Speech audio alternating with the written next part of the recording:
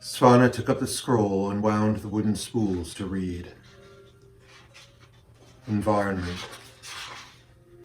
Nurture. Application. Context of behavior. Structural impetus. The structure of the human body provides impetus towards a certain manner of interaction within the environment. To take full advantage of the environment's provision as regards the body, mind, and spirit, the body must be strong and capable of navigating that environment with agility.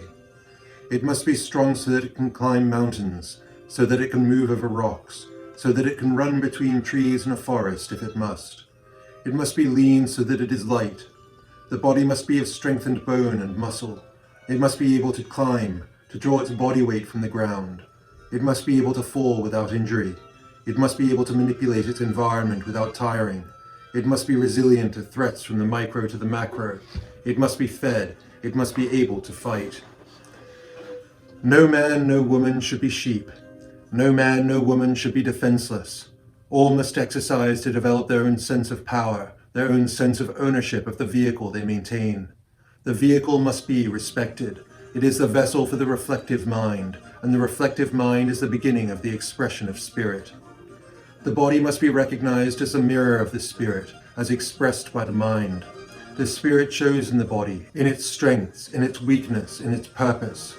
It shows it in its structure, in the limbs from the spine, in the protection of that which feeds, in the holding high of that which guides. The guided body becomes strong through reaching. It must be exercised to meet the guided mind's requirements. It must suffer with the mind the rigors of the spiritual path, the path ever upwards towards the summit of potential. Only from the summit may the guided mind meet the realized intent. Only through death may the spirit, dispersed and reset, know birth so that the process may begin again. The body must strain with the mind. It must be strengthened from the outset if it is to realize the guided mind's ambition. The structure of the body dictates the means. It is to run, climb, tumble, and fight. It must be capable in its strengths and resilient in its weaknesses. It must be trained to know its capacity. Only then may the mind find freedom.